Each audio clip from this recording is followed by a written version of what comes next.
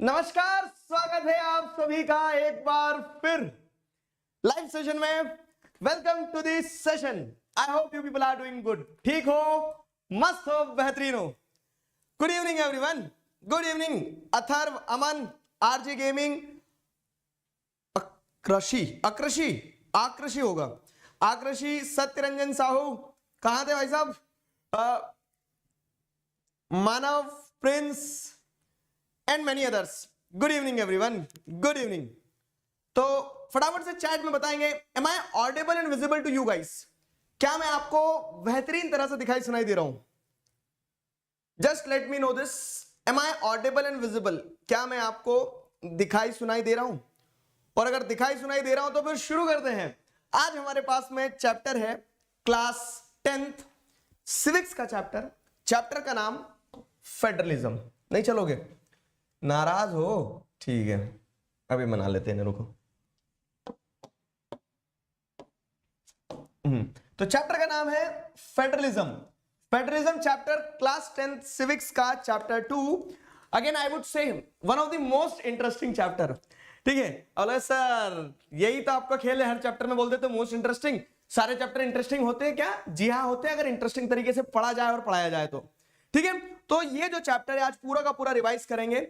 जिन बच्चों ने चैप्टर पढ़ चुके हैं रिकॉल करते चलना, जिन बच्चों ने कुछ नहीं पढ़ा है, चैप्टर में पूरा डब्बा गोल है, तो वो सारे बच्चे कनेक्ट करते चलना। पूरा चैप्टर अच्छे से समझा भी दूंगा मैं। ठीक है, इसी नोट पे शुरू करते हैं। ठीक है, इसी नोट पे शुरू करते हैं हम। क्या? इसी नोट पे शुरू करते हैं फेडरलिज्म। Got it? मैं वही तो सोचू, ड्राई पे चल रहा है वो।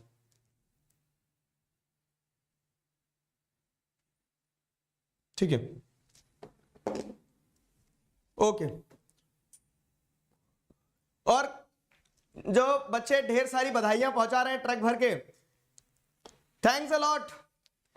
तुम हो तो मैं हूं, तुम हो तो वो सारे चैनल हैं।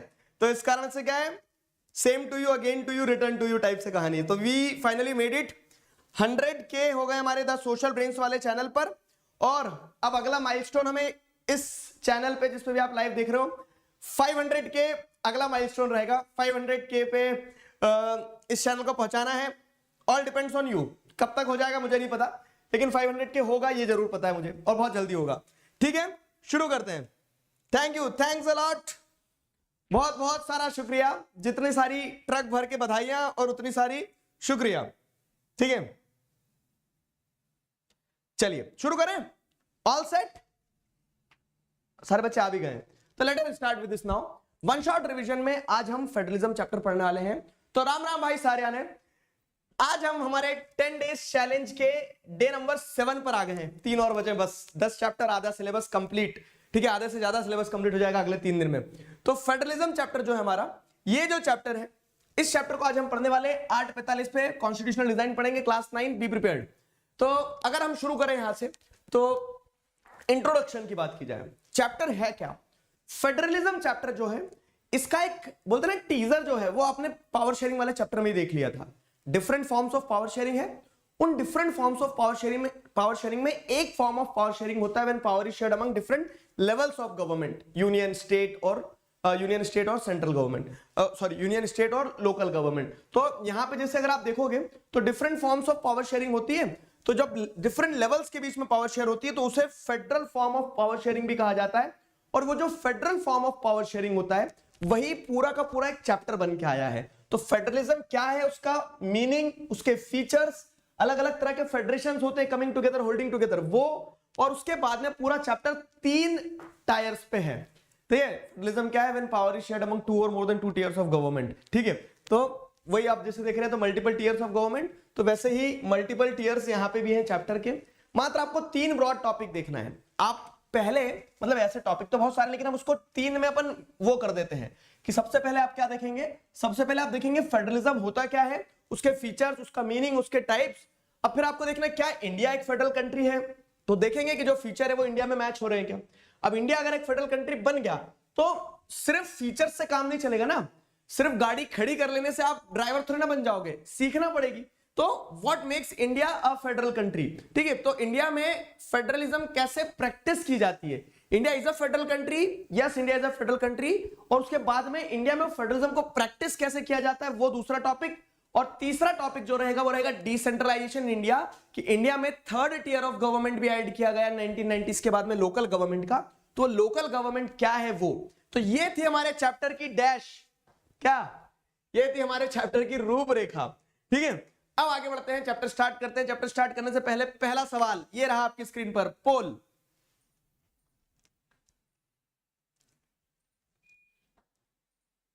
पोल, ठीक है, पोल देखो जरा फटाफट से। सिल्वर प्ले बटन का कोड आ गया क्या? कब ऑर्डर कर रहे हैं? सिल्वर प्ले बटन बहुत जल्दी ऑर्डर करेंगे, घबराओ मत, ठीक है। ऑर्डर करने से ज्यादा इंपॉर्टेंट ये होता है कि वो आ जाए टाइम से। तो ये मेरा प्रॉमिस क्या कि सिल्वर प्ले बटन की अनबॉक्सिंग पे एक बढ़िया सा इंटरैक्टिव सेशन रखेंगे, ठीक है। एज ऑलवेज ये ऐसे तो कितने ही बटन खोल दिए होते, लेकिन अपना अपना होता है। तो ये सेकंड एक दिगराज सिंह राजपूत का सिल्वर प्ले बटन आ गया, अब ये दूसरा हमारा इस चैनल का सिल्वर प्ले बटन, ठीक है। फटाफट देखो क्वेश्चन क्या है। Which of the following is incorrect regarding the federal government? Federalism is a system of government in which power is divided between central authority and various constituent units. Federation has only two levels of government. One is the government for the entire country that is usually responsible for few subjects of the common national interest. The other are government at the level of provinces or the state that looks much after to the day-to-day administration of their states.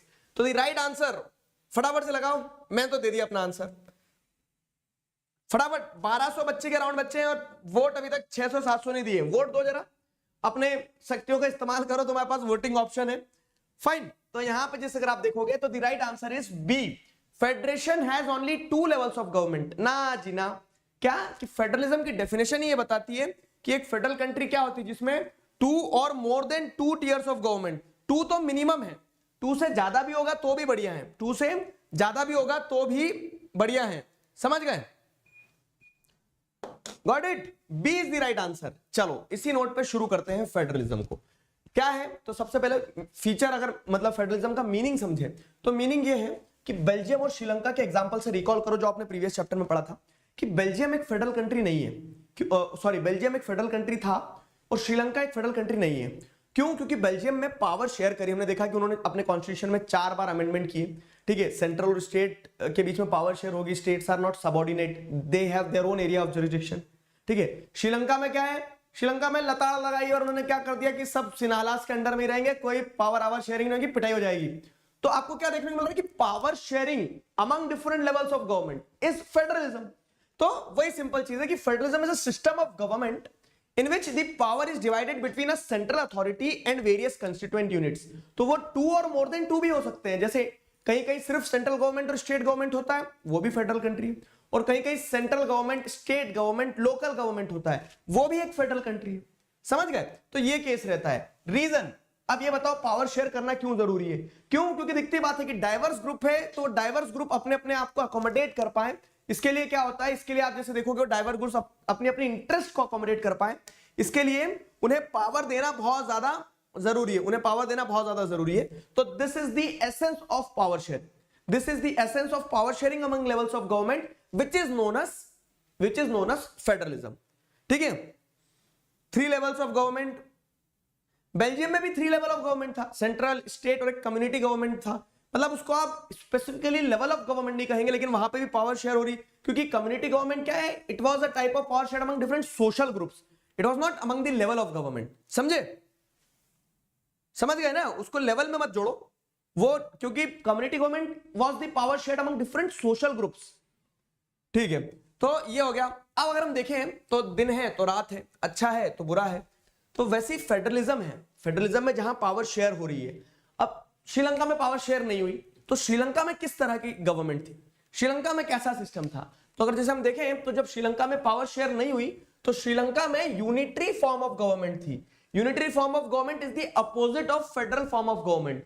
मतलब unitary form of government जो है वो कैसा opposite हो गया कि unitary form of government में power share नहीं होती है, यूनिटरी फॉर्म ऑफ गवर्नमेंट में पावर आइदर सेंट्रल गवर्नमेंट के पास होती है, और अगर सब यूनिट्स होते भी हैं तो सब यूनिट्स को सबऑर्डिनेट बन के जी भैया जी करके दब के रहना पड़ता है, ठीक है। तो under the unitary system either there is only 1 level of government और the sub units are subordinates to the central government, या तो वो सब यूनिट होते हैं, सबऑर्डिनेट होते हैं, या फिर होता ही नहीं है मल्टीपल लेवल ऑफ गवर्नमेंट। ये unitary form of government, federal और यूनिटरी में डिफरेंशिएट करने को पूछा जा सकता है, यूनिटरी को डिफाइन करने को पूछा जा सकता है, फेडरल फॉर्म ऑफ गवर्नमेंट को डिफाइन करने को पूछा जा सकता है। ठीक है, डिफरेंस दोनों में समझ में आ गया। इसमें पावर शेयरिंग हो रही है, इसमें पावर शेयरिंग नहीं हो रही है। और इस हिसाब से जैसे अगर हम देखें, इस हिसाब से अगर हम देखें तो फेडरलिज्म का हमें मीनिंग समझ में आ गया। मतलब आपको यह समझ आ गया कि हाँ, एक कार क्या होती है, कार ये होती है कि जिसके अंदर सीट होती है, स्टीयरिंग होती है, या फिर ऐसे कह लो कि car is a vehicle which is used for the movement of people. ठीक है, ये कार की मीनिंग समझ में आ गई। लेकिन अब कार की मीनिंग के अलावा कार को और बेहतर समझने के लिए हम कार का फीचर देखते हैं कि कितने सीटर है, कितने हॉर्स पावर की है, कितने लीटर का उसका डीजल है। ठीक है, कितने, तो ये सारी चीजें फाइन, सनरूफ है कि नहीं है। तो यहां पे आप जैसे अगर आप देखोगे तो फीचर्स क्या हो गया कि फेडरलिज्म का मीनिंग समझ लिया आपने बेसिक। अब फेडरलिज्म को और डिफरेंट डिफरेंट एस्पेक्ट्स पे समझने के लिए आप उसके फीचर्स पढ़ते हैं। अब मैं आपको एक बात बताता हूं, क्या यहां पे ये जो स्लाइड आएगी, इस स्लाइड को एकदम जैसे नाग नागिन रहते तो अपनी आंखों में फोटो खींच लेते, वैसे इस स्लाइड के सारे पॉइंट्स को बहुत अच्छे से याद रखना। क्यों? क्योंकि कुछ टॉपिक्स ऐसे हैं ना जो सीबीएसई के फेवरेट है। ठीक है, एवरग्रीन टाइप के, बार बार क्वेश्चन आते हैं, रिपीट हो के क्वेश्चन आते हैं। हो सकता है आज हम हंसते हुए बात कर रहे हैं इस चीज पर, ये बोर्ड एग्जाम में आपको क्वेश्चन मिलेगा और फिर मुस्कुराना, क्योंकि आप पढ़ के जा रहे हो। ठीक है, हो सकता है आपके कल एग्जाम है तो उसमें भी आ जाए। ठीक है, तो यहां जैसे अगर आप देखोगे what do you understand by features of federalism, तो फीचर्स है। अब ये फीचर्स जो आपस में इंटरलिंक्ड है, 7 फीचर बताऊंगा, रटना नहीं है, इंटरलिंक्ड है कैसे। फेडरलिज्म की डेफिनेशन से ही शुरू करो। क्या फेडरलिज्म की डेफिनेशन क्या कहती है? Federalism is a form of government in which the rulers, sorry क्या बता रहा हूं मैं, ठीक है, federalism is form of government in which the power is divided among 2 और more than 2 tiers of government. ठीक है, तो 2 या 2 से ज्यादा लेवल ऑफ गवर्नमेंट जो है वो फेडरलिज्म का पहला फीचर हो गया। ठीक है, तो मीनिंग को ही आप पहला फीचर बोल रहे हैं, पहला फीचर आपको समझ में आ गया। अब पहले फीचर के बाद में दूसरी चीज क्या है? अब 2 लेवल ऑफ गवर्नमेंट है, तो अब हो क्या रहा है कि देखो कहानी बनाओ, 2 लेवल ऑफ गवर्नमेंट है तो कौन सी लेवल ऑफ गवर्नमेंट किसके ऊपर कंट्रोल करेगी, कंफ्यूजन है। ठीक है, तो अगला फीचर वही क्लियर कर रहा है कि different tiers have their own jurisdiction in specific matters such as legislation, taxation and administration.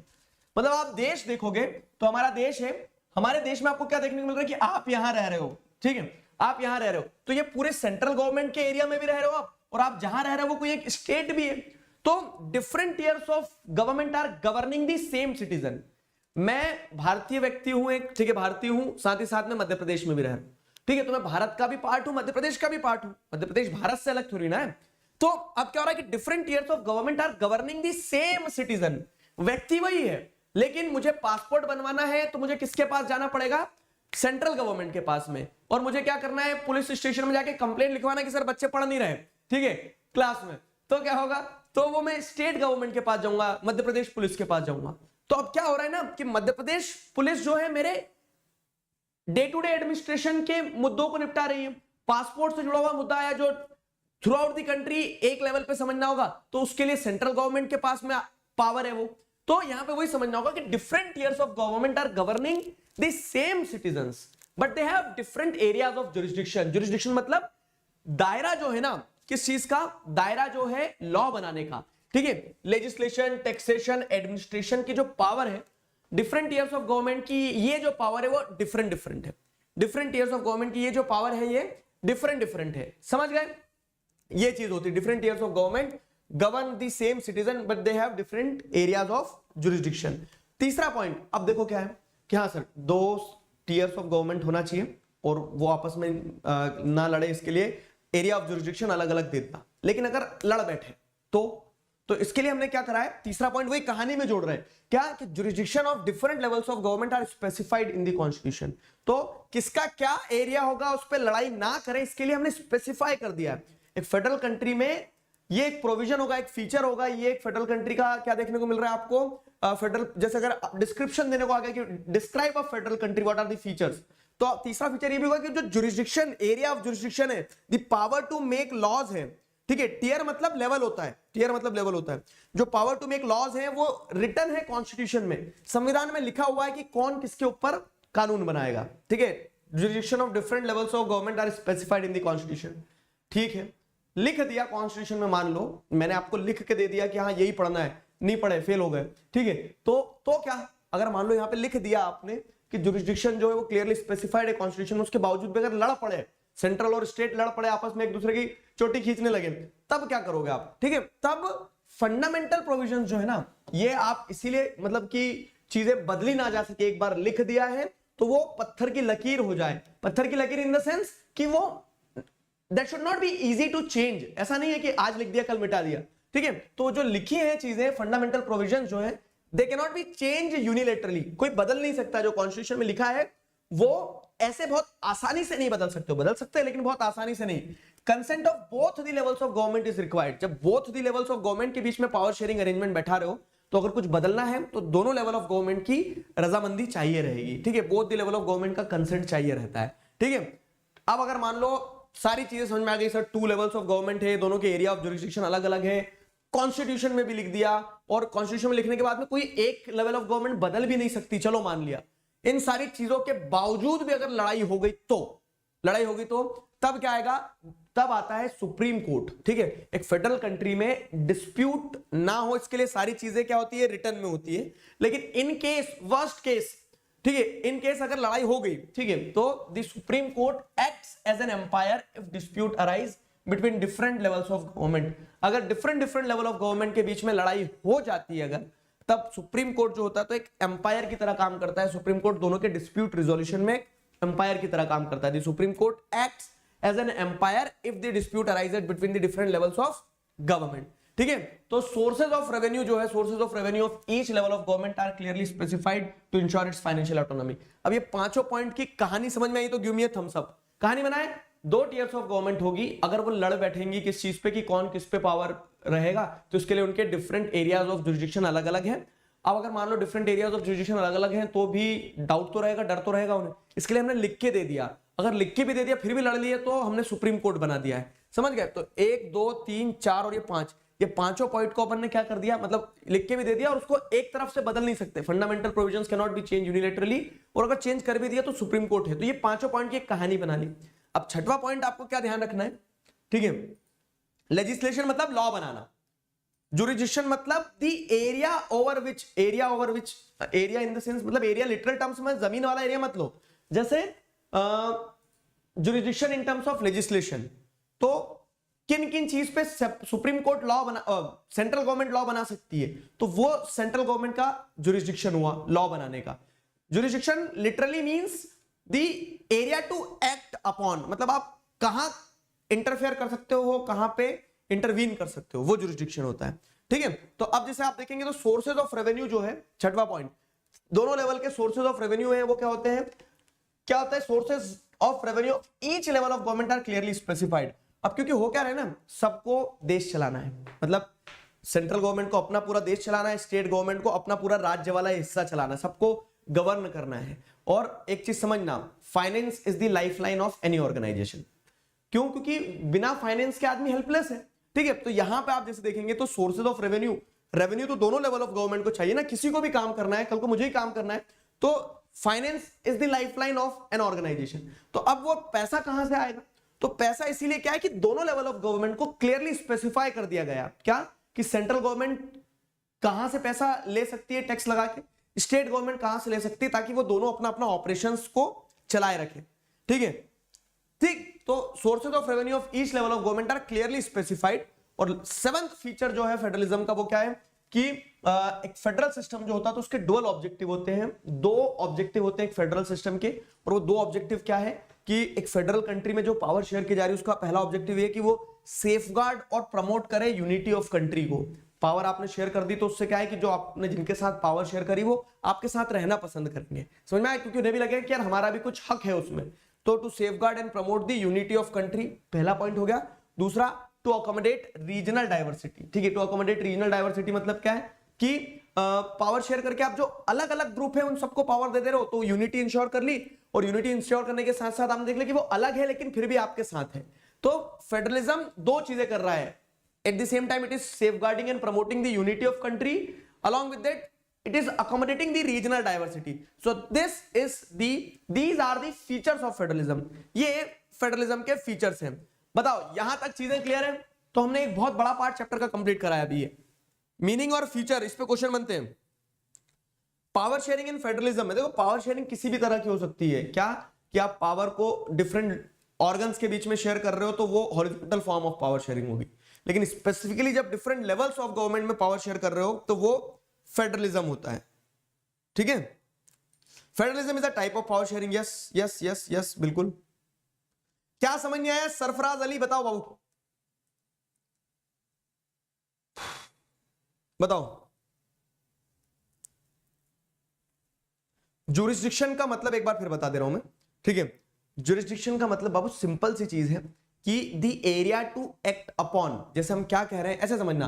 क्या हो रहा है कि मैंने आपको वो एग्जांपल बहुत सटीक दिया कि अगर मेरे घर में चोरी हो गई तो मैं ऐसे नहीं बोलूंगा मोदी जी आओ यार जरा देखो पता नहीं कौन चोर आया था, ठीक है। तो वो लॉ एंड एडमिनिस्ट्रेशन मैनेज करने का काम सेंट्रल गवर्नमेंट का रहेगा, तो वो सेंट्रल गवर्नमेंट का जुरिसडिक्शन है कि मेरे लॉ एंड ऑर्डर से जुड़ी हुई चीजों पे सेंट्रल मेरे लॉ एंड ऑर्डर से जुड़ी चीजों पे स्टेट गवर्नमेंट का जुरिसडिक्शन है कि स्टेट गवर्नमेंट ध्यान रखे। अब वही क्या हो रहा है, वही मान लो कि देश में करेंसी छापने की बात आ रही, अगर हर स्टेट गवर्नमेंट अपनी अपनी करेंसी छापने लगे तो बस हो गया 28 देश ऐसे में। तो इसके लिए क्या यूनिफॉर्मिटी चाहिए आपको, पूरे देश में एक जैसा काम चले। तो इसके लिए आप क्या करते हैं, सेंट्रल गवर्नमेंट को ये पावर देते हैं कि वो जुरिसडिक्शन सेंट्रल गवर्नमेंट का है, the area to act upon. समझ गए? आज 26 को एग्जाम है तो पढ़ो, ठीक है। चलो आगे बढ़ते हैं। देखो यहां उलझे नहीं रहना है, सातों फीचर याद कर लेना, ध्यान से घोट के पी जाना। अब अगर हम देखें तो इस हिसाब से हमें फेडरलिज्म का फीचर समझ में आ गया। आगे बढ़े अगर तो आगे अगली चीज क्या है, कमिंग टुगेदर फेडरेशन और होल्डिंग टुगेदर फेडरेशन। दो फेडरेशन के टाइप हैं। अब फेडरल कंट्री बहुत सारी होती है, तो मेनली दो तरह की फेडरल कंट्रीज होती है। एक होती है कमिंग टुगेदर फेडरेशन जहां पे इंडिपेंडेंट नेशंस, यूएसए एक एग्जांपल है कमिंग टुगेदर का।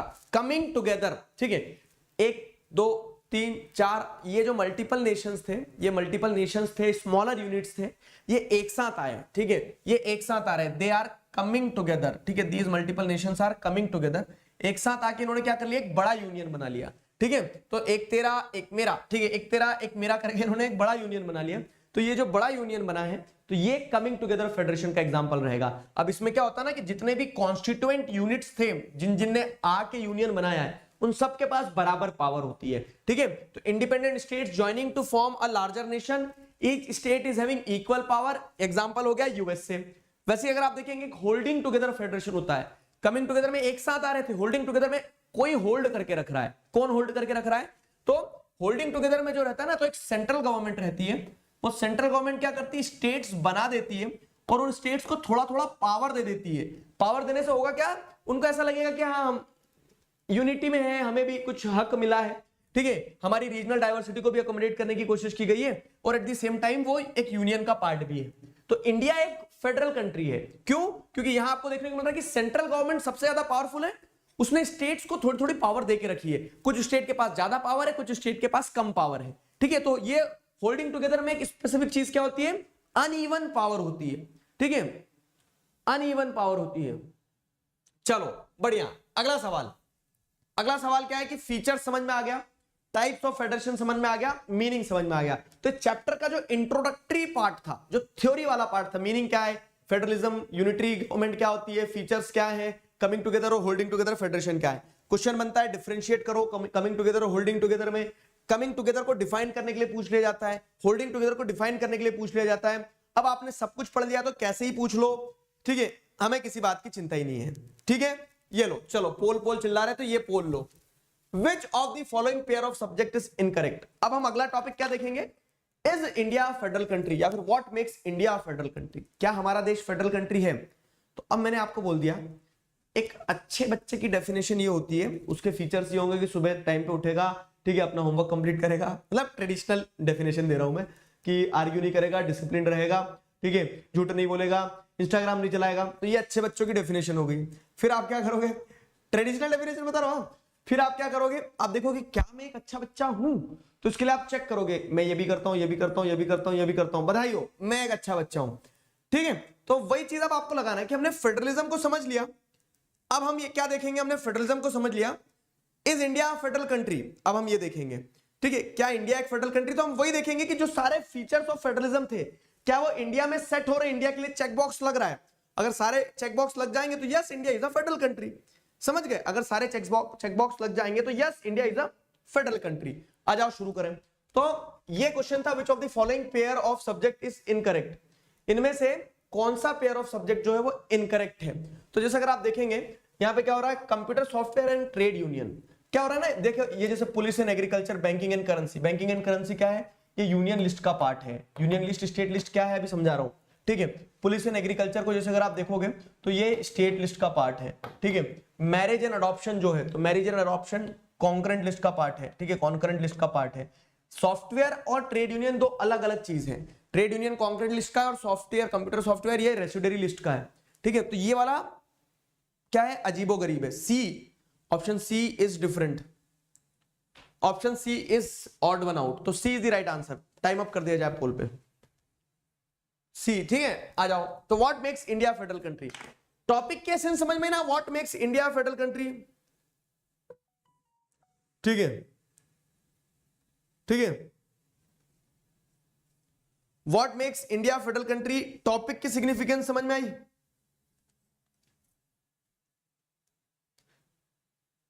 ठीक है।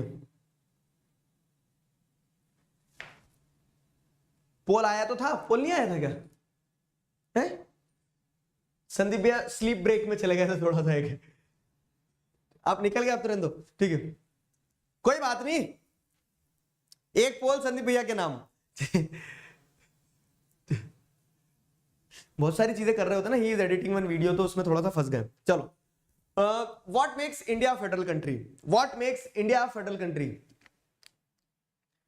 टॉपिक समझ में आ गया था। मैंने तुम्हें जो इंट्रोडक्शन दिया टॉपिक का, कि अब हमें यही देखना है कि जो हमने फेडरलिज्म को समझा क्या वो इंडिया के लिए चेक बॉक्स हो रहे हैं। तो what makes India federal country पहला पॉइंट आ जाएगा, ठीक है। What makes India federal country में पहला पॉइंट आ जाएगा, पहला पॉइंट ये आ जाएगा कि 3 टियर सिस्टम ऑफ गवर्नमेंट है हमारे यहां। तुम बोल रहे हो 2 और मोर देन 2 होना चाहिए, हमारे यहां 3 टियर ऑफ गवर्नमेंट है। 2 टियर ऑफ गवर्नमेंट सेंट्रल और स्टेट तो बहुत पहले से थे, अब सेंट्रल और स्टेट के बाद में अब तीसरा जो फॉर्म ऑफ गवर्नमेंट है, तीसरा जो टियर ऑफ गवर्नमेंट है, लोकल गवर्नमेंट, वो 1992 के बाद क्या हुआ, 1992 के बाद ऐड हुआ है, ठीक है, 1992 के बाद में ऐड हुआ है। तो 3 टियर ऑफ गवर्नमेंट है, समझ गए। तो यस, स्टेप 1 चेक, फीचर 1 तो चेक हो गया कि हाँ India is a federal country, क्यों, क्योंकि ये वाला फीचर हमारे यहाँ ऐड हुआ है। फिर दूसरा देखें अगर, तो जैसे अगर आप देखोगे central state local government, local government में पंचायत एंड म्युनिसिपैलिटीज है हमारे यहाँ, तो yes this makes India federal country. Is India federal country, तो पहला फीचर तो आ रहा है। दूसरा क्या था, एरिया ऑफ जुरिसडिक्शन स्पेसिफाई होना चाहिए। तो अगर हम जैसे देखेंगे कि distribution of legislative power between the 3 list, दूसरा फीचर यही पढ़ा था ना कि different tiers of government govern the same citizen but they have different area of jurisdiction. तो यहां आपको समझना होगा कि distribution of legislative power, India में लेजिस्लेटिव पावर डिस्ट्रीब्यूटेड है कि कौन किस चीज पे लॉ बनाएगा, ठीक है। और उसी के चलते हमारी कंट्री में क्या है, 3 लिस्ट है and this is given in the constitution. तो तीसरा फीचर भी फुलफिल हो रहा है, क्या, कि area of jurisdiction is guaranteed in the constitution. जैसे यूनियन लिस्ट, स्टेट लिस्ट और concurrent list, union list, state list और कंकरेंट लिस्ट। यूनियन लिस्ट की अगर बात करें तो यूनियन लिस्ट में जैसे आप क्या देखोगे, वो सारे मुद्दे आते हैं जिसपे सेंट्रल गवर्नमेंट लॉ बना सकती है। ध्यान करते चलना, सुनते चलना, रिकॉल करते चलना, ठीक है। जो दूसरा फीचर पढ़ा था हमने कि different tiers of government govern the same citizen but they have different area of jurisdiction. तो यस, इंडिया में भी क्या है, लेजिस्लेटिव पावर जो है, एरिया ऑफ जुरिसडिक्शन वो स्पेसिफाइड है। कैसे, यूनियन लिस्ट एक डाली कॉन्स्टिट्यूशन में जिसमें वो सारे मुद्दे होंगे जिसपे सिर्फ यूनियन गवर्नमेंट लॉ बना सकती है। तो एक तो यूनियन लिस्ट हो गई आपकी जिसमें defence, foreign affair, banking, communication and currency, ये सारे इश्यूज आ जाएंगे। अब आप देख रहे हो ये ऐसे मुद्दे हैं जिन पे through out the country uniform law चाहिए। तो जहां पे through out the country uniform law चाहिए रहेंगे, वो सारे मुद्दे किसमें आ जाएंगे, वो सारे मुद्दे आ जाएंगे आपके वो सारे इश्यूज आ जाएंगे आपके यूनियन लिस्ट में। स्टेट लिस्ट, स्टेट लिस्ट की अगर हम बात करें तो स्टेट लिस्ट में वो सारे मुद्दे आएंगे जिन पे लॉ बनाने का काम किसका होगा, जिन पे लॉ बनाने का काम होगा स्टेट गवर्नमेंट का। तो स्टेट गवर्नमेंट का लॉ बनाने का जिन पे काम होगा वो आ जाएंगे स्टेट लिस्ट में, ठीक है। तो police, trade, commerce, agriculture, irrigation, ठीक है, ये वो मुद्दे हैं, वो इश्यूज हैं जिन पे डे टू डे एडमिनिस्ट्रेशन का काम हो रहा है। पुलिस हो गया, ट्रेड हो गया, कॉमर्स हो गया, एग्रीकल्चर हो गया, इरिगेशन हो गया, ठीक है। तो ये सब किसमें जाएंगे, स्टेट लिस्ट में जाएंगे। और तीसरा है कंकरेंट लिस्ट। अब कंकरेंट लिस्ट वो लिस्ट है जिसपे सेंट्रल गवर्नमेंट भी लॉ बना सकती है, स्टेट गवर्नमेंट भी लॉ बना सकती है। सर दोनों ने लॉ बना दी तो किसकी चलेगी, तो in case of conflict law made by the central government will prevail, ठीक है। तो कंकरेंट लिस्ट में क्या होता है, कंकरेंट लिस्ट में स्टेट गवर्नमेंट और सेंट्रल गवर्नमेंट दोनों आती है और जो लॉ स्टेट गवर्नमेंट के द्वारा बनाए गए और सेंट्रल गवर्नमेंट के द्वारा बनाए गए वो प्रिवेल करेंगे अगर कंफ्लिक्ट होता है तो issues such as education, forest, trade union, marriage, adoption and succession, ये सारे इश्यूज कंकरेंट लिस्ट में आते हैं। अब मेरी बात सुनो, क्या अब मेरी बात सुनो कि कभी कभी क्वेश्चन ऐसे आ सकते हैं ऑब्जेक्टिव में, जैसे मैंने अभी दिया एक क्वेश्चन, वो पीवाईक्यू का पार्ट है कि कौन से इश्यूज किस लिस्ट में है, आइडेंटिफाई करो। ठीक है, ये आए प्रीवियस ईयर क्वेश्चन। कभी कभी डिफाइन करने को आ जाता है कि यूनियन लिस्ट क्या है, स्टेट लिस्ट क्या है, कंकरेंट लिस्ट क्या है, बताओ। ठीक है, तो डिफरेंशिएट करने को आ जाता है। ठीक है, तो ये किसी भी तरह से सवाल आए बनेगा, किसी भी तरह से सवाल आए बनेगा, बताओ। ठीक है, तो इन तीन लिस्ट के अलावा एक चौथी लिस्ट भी होती है। इन तीन लिस्ट के अलावा एक चौथी लिस्ट भी होती है, जिसे क्या कहेंगे, जिसे हम रेसिडुअरी लिस्ट कहेंगे, या फिर लिस्ट की जगह हम ये कहें कि रेसिडुअरी इश्यूज होते हैं। ठीक है, रेसिडुअरी सब्जेक्ट्स होते हैं। मतलब कोशिश ये की गई कि जितने भी मुद्दे हैं उन सब पे कौन लॉ बनाएगा, ये कॉन्स्टिट्यूशन बनाते समय तय कर लिया गया कि हाँ ये सारी चीजें, इन पे लॉ बनाने की जरूरत होगी। यूनियन गवर्नमेंट इस पे बनाएगी, स्टेट गवर्नमेंट इस पे बनाएगी, और कंकरेंट लिस्ट में इसको डाल देते हैं जिसपे दोनों बना सकते हैं। ठीक है, अब इन सारी चीजों के बावजूद अगर कुछ ऐसे इश्यूज हैं, ऐसे सब्जेक्ट्स हैं जो कॉन्स्टिट्यूशन के बनने के बाद इमर्ज हुए, तो वो सारे सब्जेक्ट्स को रेसिडुअरी सब्जेक्ट कहा जाता है। और सारे रेसिडुअरी सब्जेक्ट्स पे लॉ कौन बनाएगा, सेंट्रल गवर्नमेंट बनाएगी। तो ये एक ऑब्जेक्टिव टाइप में एक चीज है, ध्यान रखिएगा कि all those subjects which emerged after the coming up of after the framing of the constitution. ठीक है, कॉन्स्टिट्यूशन बन गया, कॉन्स्टिट्यूशन बनने के बाद में जो सारे इश्यूज इमर्ज हुए, उन सारे इश्यूज को क्या कहा जाएगा, रेसिडुअरी सब्जेक्ट कहा जाएगा। And the central government will have power to make laws on those issues. Central government के पास पावर होगी कि उन मुद्दे पे वो लॉ बना सकती है। समझ गए? चलिए, तो अब जैसे देखेंगे तो हाँ, फेडरलिज्म क्या, इंडिया एक फेडरल कंट्री है, यस, 2 और more than 2 tiers of government है, डिफरेंट एरियाज ऑफ जुरिसडिक्शन है, कॉन्स्टिट्यूशनली गारंटीड है, कॉन्स्टिट्यूशनली गारंटीड है। ठीक है, अब उसके बाद में आप जैसे देखेंगे तो इंडिया क्या है, इंडिया एक फेडरल कंट्री है। हमें ये तो सिद्ध हो गया, किस तरह का, होल्डिंग टुगेदर फेडरल कंट्री है। अब होल्डिंग टुगेदर फेडरल कंट्री तो हमने क्या देखा, होल्डिंग टुगेदर फेडरल कंट्री में सेंट्रल गवर्नमेंट के पास ज्यादा पावर होती है। हाँ, हमारे देश में सेंट्रल गवर्नमेंट के पास ज्यादा पावर है, और साथ ही साथ क्या है, कुछ स्टेट्स के पास में ज्यादा पावर है, कुछ स्टेट्स के पास में कम पावर है, अनइक्वल पावर है, इक्वल पावर नहीं है। ठीक है, तो वो एक फीचर है जो इंडिया को क्या बनाता है, एक फेडरल कंट्री बनाता है। तो providing special status to certain states, example given में क्या है, जैसे नॉर्थ ईस्टर्न स्टेट्स। ठीक है, पहले आर्टिकल 370 था, स्क्रैप कर दिया। ठीक है, तो आर्टिकल 370 के हिसाब से पहले जम्मू कश्मीर को पावर थी, स्पेशल पावर। अब अगर एग्जांपल में आप लिखना चाहें तो आज भी हमारे कुछ स्टेट्स हैं, जैसे नॉर्थ ईस्टर्न स्टेट्स हैं, आर्टिकल 371 ABCDEFG चलता रहता है। ठीक है, तो उस हिसाब से बहुत सारे स्टेट्स को स्पेशल पावर दी गई है। ठीक है, तो providing special status to certain states because we are holding together country, तो some states have some extra power, so this makes India federal country. Fine, और फीचर क्या थे कि अगर इनके बीच में डिस्प्यूट हो जाते हैं सेंट्रल स्टेट के बीच में, तो जुडिशियरी होना चाहिए। यस, ठीक है, तो फंडामेंटल जुडिशियरी भी आएगा पॉइंट। और एक फीचर ये था पहले वाला, क्या कि जो कॉन्स्टिट्यूशनली गारंटीड आपने पावर दे दी है, क्या भरोसा सेंट्रल गवर्नमेंट बदल दे तो। ठीक है, सेंट्रल, अच्छा एक बड़ा अच्छा करंट से एग्जांपल कनेक्ट करते हैं अपन, चलो।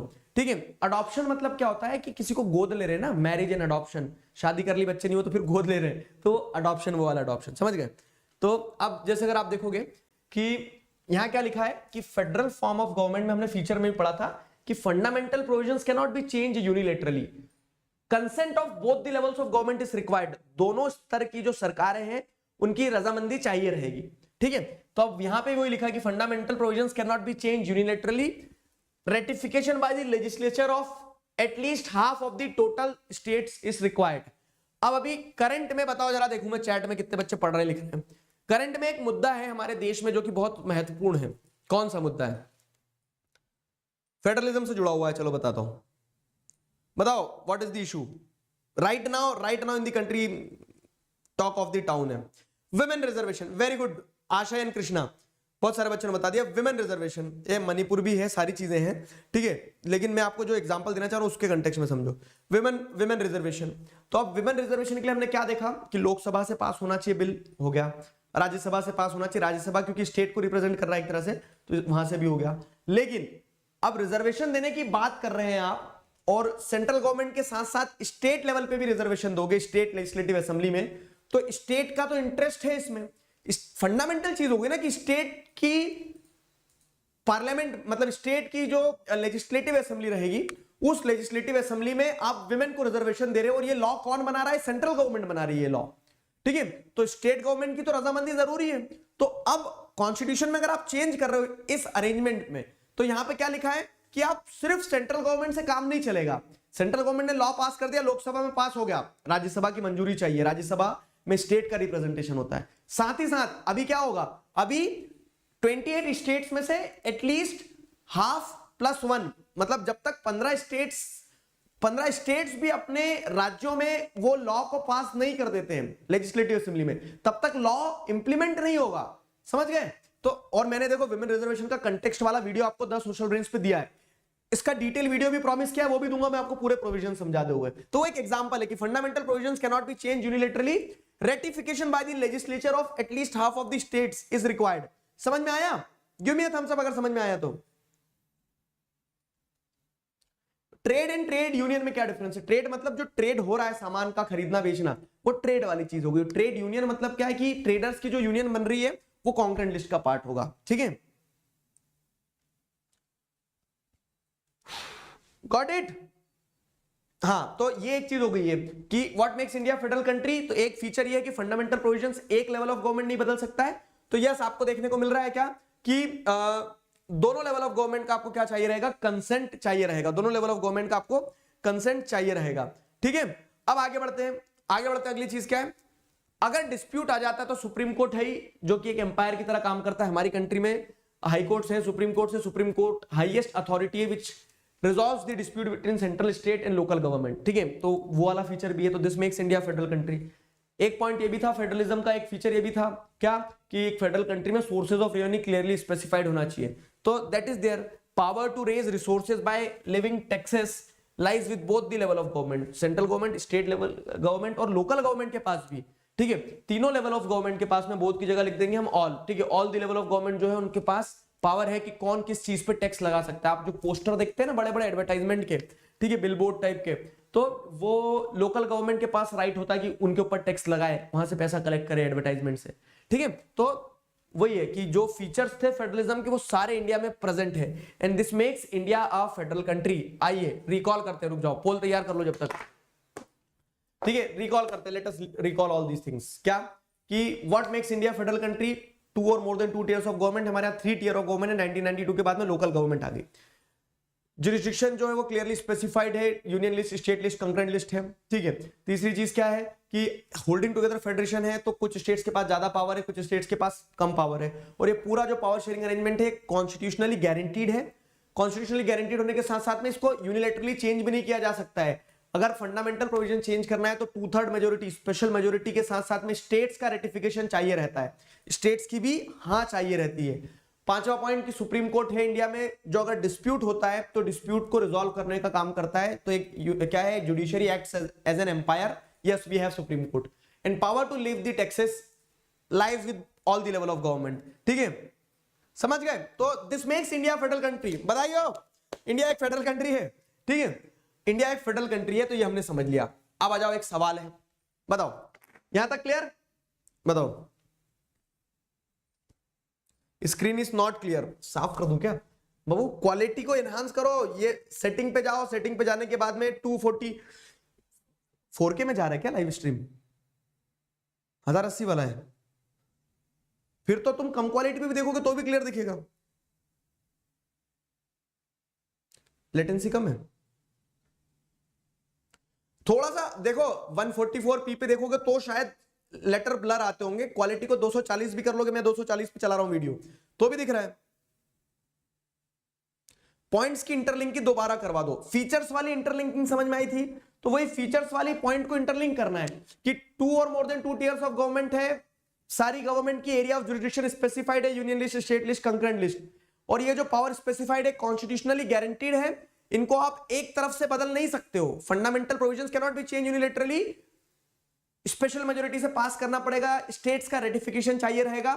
साथ ही साथ हमें होल्डिंग टुगेदर फेडरेशन है, तो इसीलिए कुछ स्टेट्स के पास ज्यादा पावर है, कुछ के पास कम है, ठीक है। अगर मान लो कि ये सारी चीजों पे लड़ाई हो गई तो सुप्रीम कोर्ट है डिस्प्यूट्स को रिजॉल्व करने के लिए। और लास्ट पॉइंट वो रेवेन्यू वाला, तो yes, different levels of government have the power to impose taxes. Financial autonomy मतलब कि ऑटोनॉमी मतलब थोड़ी सी आजादी होना, तो ऐसा नहीं है कि स्टेट गवर्नमेंट कटोरा लेके खड़ी होगी कि खाने को दे दो रे, सेंट्रल गवर्नमेंट कुछ हमारे को पैसा मिल जाएगा क्या थोड़ा सा। सेंट्रल गवर्नमेंट के पास अपने सोर्स ऑफ इनकम होना चाहिए ताकि वो फाइनेंशियली ऑटोनॉमस रहे, ठीक है, आर्थिक रूप से मजबूत होना। इंडिया और भारत में अंतर मैंने इस पे वीडियो बनाया है बाबू, देखो तो सही तुम सोशल ब्रेन्स वाले चैनल पे जाके, ठीक है। तो ये क्वेश्चन था assertion reason, when the states were formed on the basis of language some national leaders feared that it would lead to disintegration of the country, ठीक है, ये हो गया assertion। people with similar identities stay together, isolationist tendencies might rise, ये reason हो गया। Time up. क्या लगता है what is the right answer? हाँ, ए और बी और सी में लड़ा लो, सिर फोड़ दो एक दूसरे का। सक्सेशन का मतलब ये होता है, सक्सेशन का मतलब सक्सेशनिस्ट टेंडेंसीज, यानी कि देश से अलग भागने की टेंडेंसी, ठीक है। जैसे सक्सेशनिज्म एक समय पे कहां बढ़ गया था बहुत ज्यादा, नॉर्थ ईस्टर्न स्टेट्स में बढ़ गया था। सक्सेशनिज्म एक तरह से आप देखेंगे कश्मीर में बहुत ज्यादा बढ़ गया था। सक्सेशनिज्म आज के समय में जैसे देखेंगे खालिस्तान की डिमांड बढ़ी हुई है, ठीक है। तो जब एक एरिया देश से अलग होने की बात करता है तो सक्सेशनिज्म कहा जाता है उसे। खालिस्तान पे वीडियो बनाएंगे एक, ठीक है। क्वेश्चन समझ नहीं आ रहा, हिला डाला ना। और ऐसे ही क्वेश्चन होते हैं जो ट्विस्टेड होते हैं, सीधे सीधे सिंपल सिंपल क्वेश्चन तो रट के बना देते हैं। ये क्वेश्चन देखो क्या कह रहा है, असर्शन समझो, when states were formed on the basis of language some nationalist leaders fear that this would lead to disintegration of country. सही बात है, कुछ नेशनलिस्ट लीडर को ये लगा कि आज उंगली पकड़ाइए, कल पोचा पकड़ेंगे, परसों पूरा हाथ खींच ले जाएंगे। उनको ये लगा कि एक जैसे लोगों को, एक भाषा बोलने वाले लोगों को एक साथ इकट्ठा कर दोगे तो वो कल देश से डिसइंटीग्रेट होने की बात करने लगेंगे, ठीक है। और उसका रीजन क्या है? तो रीजन क्यों ऐसा क्यों लगा लीडर्स को, तो उसका रीजन भी सही दे रहे हैं। क्योंकि when people with similar identities stay together, एक जैसी आइडेंटिटी वाले लोग अगर एक साथ रहना शुरू कर देते ना तो क्या होता है, आइसोलेशनिस्ट टेंडेंसी, मतलब वो फिर बोलते हैं कि हम अपनी मस्ती में मस्त हैं, तुम अलग रहो, हमें अलग कर दो, वैसा आइसोलेशनिस्ट टेंडेंसीज, अलग आइसोलेट होने की टेंडेंसी बढ़ जाती है। तो इस कारण से देश डिसइंटीग्रेट हो सकता है। तो both A and R are true and R is the correct explanation of A. A is the right answer, A है इसका राइट आंसर। समझ में आया कैसे? क्यों नहीं हम सब समझ में आया कितने बच्चों को क्वेश्चन? चलो तो अब हम आगे वही टॉपिक पढ़ेंगे, क्या कि हमने देख लिया फेडरलिज्म क्या है, हमने देख लिया इंडिया एक फेडरल कंट्री है, बहुत बढ़िया, बधाई हो। अब ये देखना मैंने जो बताया ना कि वो कार खड़ी कर लेना और वो कार का ड्राइवर हो जाना, थ्योरी में इंजीनियरिंग सीख लेना, पढ़ लेना, डिग्री ले लेना, लेकिन जब ग्राउंड पे उतर के तुम वो मशीन्स को समझते हो तो वो मशीन्स की प्रैक्टिकलिटी अलग रहती है। जो किताब में पढ़ा उसके बाद में भी ट्रेनिंग लग जाएगी तुम्हें, समझ में आ रहा है? तो वही आपने थ्योरी में तो बोल दिया कि India is a federal country, लेकिन जब फेडरलिज्म के प्रिंसिपल्स को इंप्लीमेंट करने की बारी आई, जब प्रैक्टिस करने की बारी आई, ठीक है, जब हमने बोला कि yes we are a federal country, now we will practise federalism, तब क्या हो गया, तब real life challenges, ground reality समझ में आई। और वो ग्राउंड रियलिटी जो समझ में आई तो उस हिसाब से हमने ऑन स्पॉट निर्णय लिए, ऑन स्पॉट डिसीजंस लिए, और उन डिसीजन से ये प्रूव होता कि हमने फेडरलिज्म को प्रैक्टिस कैसे किया। तो what makes India federal country, वो पूरे पॉइंट्स आ जाएंगे। यस, 2 और more than 2 tiers of government है, डिफरेंट एरियाज ऑफ जुरिडिक्शन है, डिफरेंट एरियाज ऑफ जुरिडिक्शन जो है तो they can not be change fundament unilaterally, और वो ब्ला ब्ला ब्ला ब्ला। तो वो सारी चीजें एक इंडिया को फेडरल कंट्री बनाती है, ठीक है। तो वो व्हाट वाला सवाल था कि what makes India federal country. अब यहां पे सवाल आ जा रहा है, how is federalism practised in India, how is federalism practice in India में क्या देखेंगे आप ये देखेंगे कि वो फेडरलिज्म इंडिया में चल कैसा रहा है। इंडिया एक फेडरल कंट्री है, क्यों है वो देख लिया, कैसे चल रहा है फेडरलिज्म वो अब हम इस टॉपिक में देखेंगे। अगर आपको ये दोनों टॉपिक के बीच में वो आत्मज्ञान मिल गया है, क्या डिफरेंस है, तो give me a thumbs up, ठीक है, चैट में, ठीक है। ओके, आगे बढ़ते हैं, चलो भाई साहब आगे बढ़े। डिसइंटीग्रेशन मतलब, अरे नन्हे मुन्ने बच्चे, ठीक है, डिसइंटीग्रेशन मतलब टूट जाना, ये ठीक है। ओके, समझ गए, आत्मज्ञान मिल गया, सब बुद्ध बन गए, ठीक है। बुद्ध बने हो ना, बुद्धू तो नहीं बने हो। चलो आगे बढ़ते हैं, आगे बढ़ते हैं। तो हाउ इज फेडरलिज्म प्रैक्टिस्ड, तो आप जैसे देखें तो constitutional provisions are necessary for the success of federalism. हमारी कंट्री में कॉन्स्टिट्यूशनल प्रोविजंस हैं, yes we are a federal country, but these are not sufficient. Theory का नॉलेज होना पर्याप्त जरूरी है, और थ्योरी है, पर्याप्त है, सही बात है, लेकिन उस थ्योरी को धरातल पे इंप्लीमेंट करना अलग बात हो जाती है, ठीक है। तो दीज आर नॉट सफिशिएंट। तो वही चीज जैसे अगर आप देखोगे तो the real success of federalism in India can be attributed to the nature of democratic politics in our country. Federalism की रियल सक्सेस जो है वो हमारी कंट्री के डेमोक्रेटिक पॉलिटिक्स से निकल के आती है कि किस तरह से हमारे लीडर्स ने फेडरलिज्म को समझा। अब समझना, यहाँ पे 3 पॉइंटर्स आएंगे। लिंग्विस्टिक स्टेट का एक पॉइंटर है, ठीक है, चलो एक साथ दिखा देता हूं, लैंग्वेज पॉलिसी का और एक सेंटर स्टेट रिलेशन का, ठीक है। अब आ जाओ जरा यहाँ पे इन तीनों चीजों को एक एक करके समझते हैं। सबसे पहले अगर हम बात करें किस चीज की, कि हमने फेडरलिज्म को अडॉप्ट किया ना, तो वो हमारे लीडर्स ने कैसे उसको संभाला है उस चीज पे बहुत कुछ निर्भर करता है। तो लिंग्विस्टिक स्टेट्स की अगर बात की जाए तो linguistic states, how federalism is practised in India, तो फर्स्ट पॉइंट, ये अपने आप में भी क्वेश्चन बन सकते हैं कि how linguistic states, how the creation of linguistic states helped India to practise federalism. तो हमने क्या किया, हमने जब देश आजाद हुआ, राष्ट्र बनाने की, राज्य बनाने की बात आई, तो हमने क्या देखा, हमने ये देखा कि हम स्टेट्स बनाएंगे लैंग्वेज के बेसिस पे। डर था, जो अभी हमने क्वेश्चन देखा ना, हमारे कुछ लीडर्स को डर था कि लैंग्वेज के बेसिस पे आज आपने स्टेट बना लिया, कल वो देश से डिसइंटीग्रेट होने की बात करने लगेंगे। तो लेकिन उसके बावजूद भी हमने क्या करा, लैंग्वेज के बेसिस पे स्टेट बनाए। उसका फायदा क्या रहा पता है, उसका फायदा यह रहा कि लैंग्वेज के बेसिस पे स्टेट बनाने से चीजें और स्मूथ हुई है। Creation of state on the basis of language is known as linguistic state. और लिंग्विस्टिक स्टेट का फायदा यह रहा, उससे इशू जुड़ा हुआ था, पहले लोगों को डर लग रहा था कि कहीं देश से वो स्टेट अलग होकर भागने की बात ना करने लगे। आज आपने उंगली पकड़ाई, कल वो पूरा हाथ खींचने लगेंगे। लेकिन बाद में हमें यह देखने को मिला कि लैंग्वेज के बेसिस पे स्टेट बनाने से एडमिनिस्ट्रेशन आसान हुआ। मराठी बोलने वाली भाषा को महाराष्ट्र बना दिया, तो वहां के लोगों का स्टेट लेवल पे एडमिनिस्ट्रेशन मराठी भाषा में चल रहा है, बढ़िया है, ठीक है। तो ये लिंग्विस्टिक स्टेट का क्रिएशन वाला पार्ट हो गया। अब आ जाओ लैंग्वेज पॉलिसी, दो अलग अलग चीजें। यहां स्टेट क्रिएशन की बात की जा रही थी जो हमने लैंग्वेज के बेसिस पे किया, और फिर बात आ रही थी कि देश में भाषा कौन सी चलेगी। तो जब हम ये देख रहे हैं कि देश में भिन्न भिन्न प्रकार की भाषाएं बोली जा रही है, तो किसी एक भाषा को आप थोप नहीं सकते हो लोगों के ऊपर, एक भाषा को थोप नहीं सकते हो। तो लैंग्वेज पॉलिसी जो हमने अडॉप्ट करी है वो बहुत लिबरल लैंग्वेज पॉलिसी अडॉप्ट करी है। कैसे बहुत लिबरल लैंग्वेज पॉलिसी अडॉप्ट करी है, तो यहां क्लियर कट तरीके से बताया गया कि हमने लिंग्विस्टिक स्टेट्स बना लिए, और जो हमारी लैंग्वेज पॉलिसी रही है तो वो लैंग्वेज पॉलिसी ऐसी रही है कि हमने किसी एक भाषा को नेशनल लैंग्वेज का दर्जा नहीं दिया। हमने किसी एक भाषा को नेशनल लैंग्वेज का दर्जा नहीं दिया, हमने सभी भाषाओं को समान रूप से देखा। All the languages were treated equally, ठीक है। इनफैक्ट हमने हमारे कॉन्स्टिट्यूशन के शेड्यूल 8 में 22 लैंग्वेजेस को शेड्यूल्ड लैंग्वेजेस का दर्जा दिया। No national languages, only official languages. तो ऑफिशियल लैंग्वेज में हिंदी भी रखी, इंग्लिश भी रखी, और स्टेट की रीजनल लैंग्वेज भी रखी। 22 लैंग्वेजेस को हमने शेड्यूल्ड लैंग्वेजेस का दर्जा दिया कि अगर कोई सेंट्रल गवर्नमेंट का एग्जाम दे रहा है तो उस व्यक्ति को ऐसा नहीं है कि सिर्फ हिंदी या इंग्लिश का ही माध्यम दिया जाए। हिंदी इंग्लिश के अलावा जैसे अगर आप देखेंगे तो 22 भाषाएं हैं टोटल में इंक्लूडिंग हिंदी, जिन्हें हम क्या कह रहे हैं, जिन्हें हम शेड्यूल्ड लैंग्वेज कह रहे हैं कि you may opt for these languages when you are going for an exam, central government के एग्जाम के लिए, ठीक है। तो अब आप यहां देख रहे हैं कि हमने लैंग्वेज के टुवर्ड्स बड़ी सेंसिटिव पॉलिसी अडॉप्ट करी।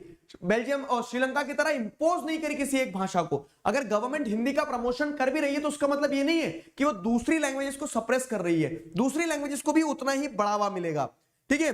Hindi is the official language, there is no national language for the country. समझ गए? तो ये लैंग्वेज पॉलिसी हमने अडॉप्ट करी है। तो समझ में आया how creation of states on the basis of linguistic state is helping to practise federalism. Explain the language policy of India.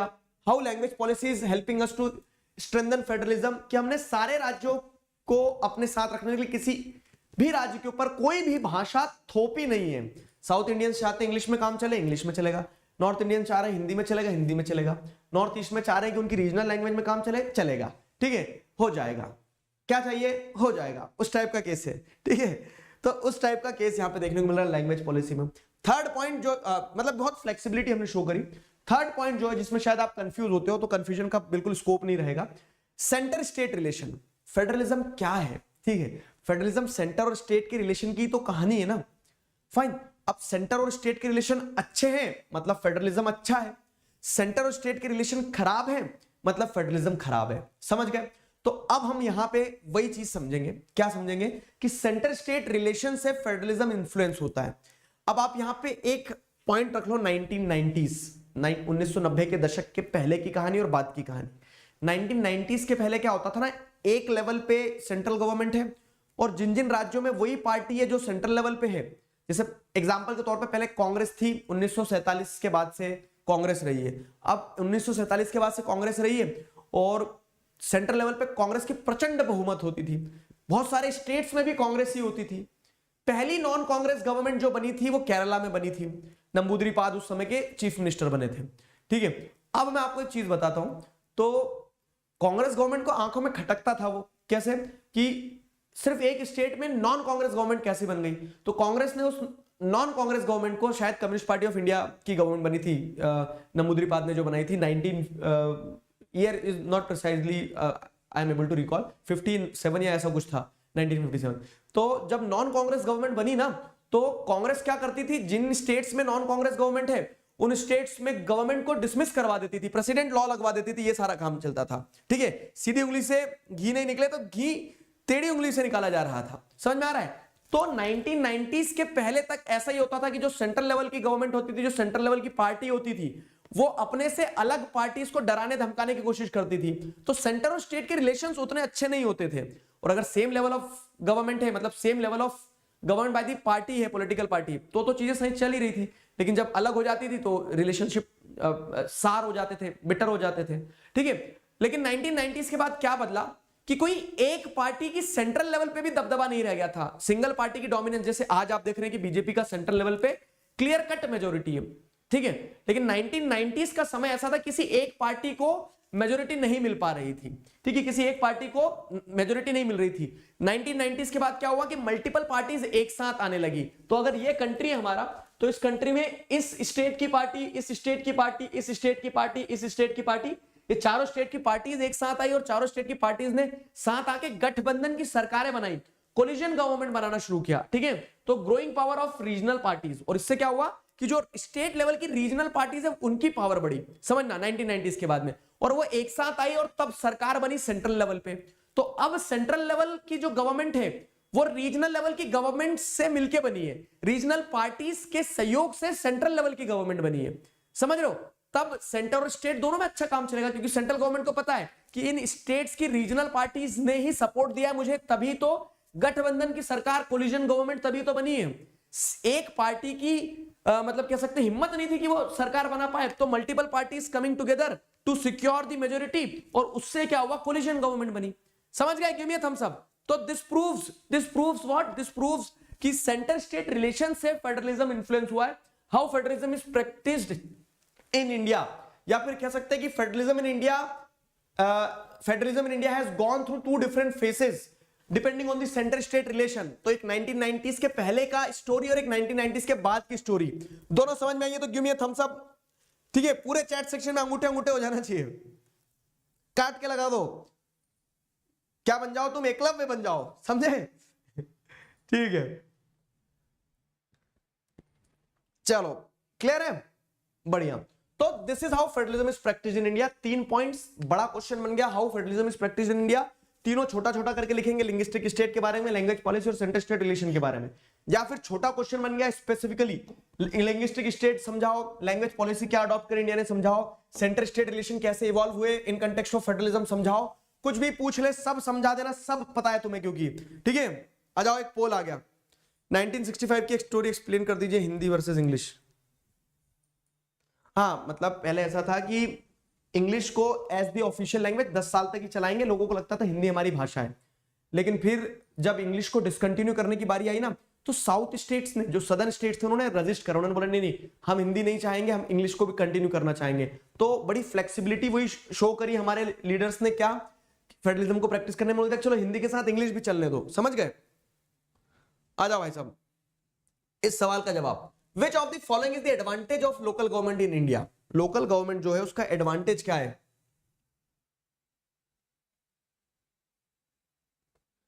और मैं इतनी पिटाई लगाऊंगा, इतनी पिटाई लगाऊंगा, सही हो जाओगे अगर इस क्वेश्चन को गलत, ज्यादा बच्चों ने गलत आंसर दिया, और जो मुझे दिख रहा है बढ़ता हुआ आंसर। ऑप्शन पढ़ लो जरा अच्छे से, इंग्लिश हिंदी मीडियम से हो क्या, शब्द समझना होगा। देखो वही तो गड़बड़ हो जाती, कभी कभी हम शब्द नहीं समझ पाते।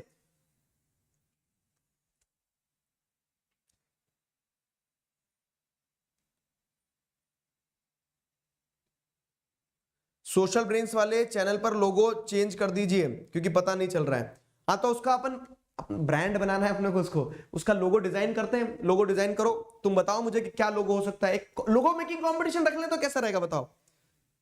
देखो मेरा कुछ नहीं है, सब तुम्हारा है। तो ना मेरे पास बहुत रिसोर्सेज है, ना मेरे पास बहुत वैसी पावर है कि मैं लोगो बनवा लूं किसी से।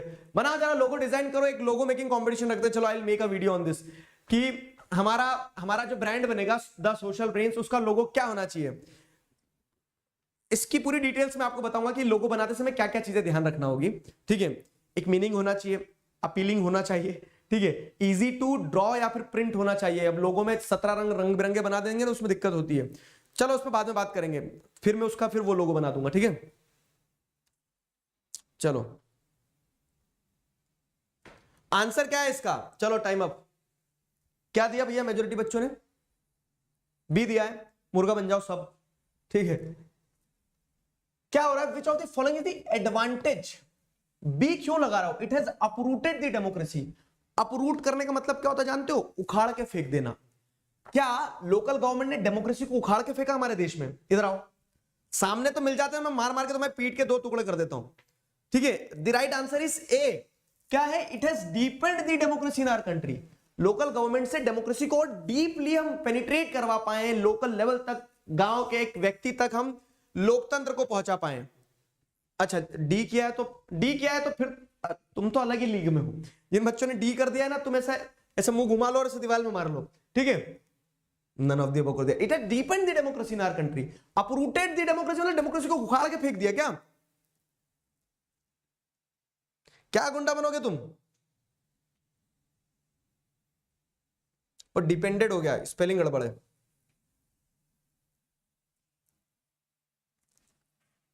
स्पेलिंग गड़बड़ है। ठीक है,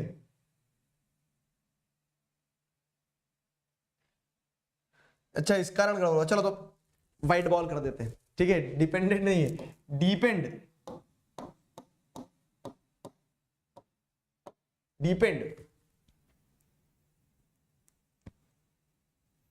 आप समझ गए? हाँ तुम्हारी गलती है बस।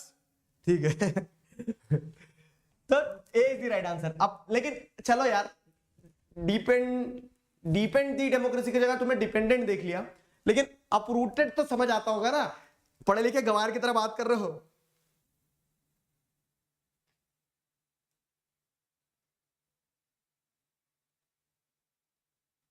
डीप ईडी नहीं आएगा, डिपेंड दी डेमोक्रेसी, डिपेंड।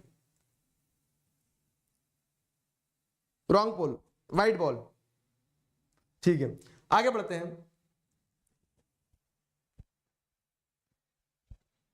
अब आते हैं डिसेंट्रलाइजेशन, अगला टॉपिक। ठीक है, यहां तक क्लियर है? लास्ट टॉपिक आ जाओ। डीप